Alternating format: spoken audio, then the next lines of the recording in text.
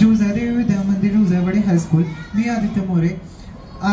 आज विकसित भारत 2025-26 या अंतर्गत एक उपक्रम सादर करत आहे. मार्गदर्शक शिक्षक पवार सर.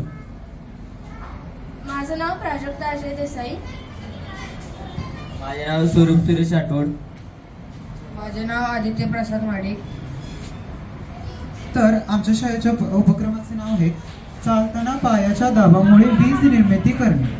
तर आपल्याला माहिती आहे की शाळा, railway station, mall, bus stop, बाजारपेठ यांसारख्या ठिकाणी दररोज कित्येक तरी किंवा शेकडो तरी लोक चालता असतात. मग यांच्यामुळेच तर त्यांच्या पायांच्या ऊर्जा जी होते ती वाया जाते. म्हणजेच हे बघा, यामुळे कमीत कमी किमतीमध्ये ऊर्जा निर्मिती करता येते. जेव्हा कोणी प्लॅटफॉर्मवर पाऊल ठेवतो तेव्हा मोटर शाफ्ट फिरण्यासाठी पावलांच्या वजनाचा वापर केला जातो. जेव्हा कोणत्याही व्यक्तीच्या वजनाचा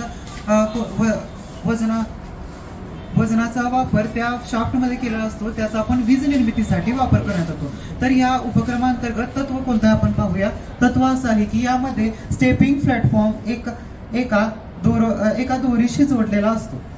तर आपण पाहत आहोत की यामध्ये स्टेपिंग प्लॅटफॉर्म असतं. आपण ज्याला आपण भाषेमध्ये फरशी असं म्हणतो तर ते स्टेपिंग प्लॅटफॉर्म असतं.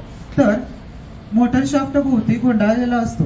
जेव्हा त्याद्वारे दाब पडतो तेव्हा दोरी शाफ्ट ओढते. आता दाब कसा पडतो, ज्या वेळेला कोणताही माणूस किंवा व्यक्ती तर त्या स्टेपिंग प्लॅटफॉर्मवर पाय ठेवतो त्यावेळेला दाब पडतो. तर त्यामुळे तो फिरतो. ज्या वेळेस आपण या आकृतीत पाहू शकतो की दाब पडल्यामुळे हे शाफ्ट आहे ते फिरलं जातं.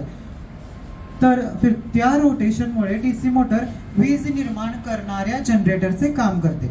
जेव्हा आपण हे पाहिलं की हे शाफ्ट आहे ते गोल फिरल्यामुळे इथे डीसी मोटर आहे. ते डीसी मोटर फिरत असते आणि ते फिरल्यामुळे वीज निर्मिती होत असते. तर आता ही वीज निर्मिती आपण डीसी मोटरच्या सहाय्याने केली आहे. जर खरंच रेल्वे स्टेशन या मोठमोठ्या ठिकाणी जर असाच उपक्रम राबवला गेला तर त्यावेळेला डीसी मोटर न वापरता वेगवेगळे मोठे मोटर्स वापरले जातात.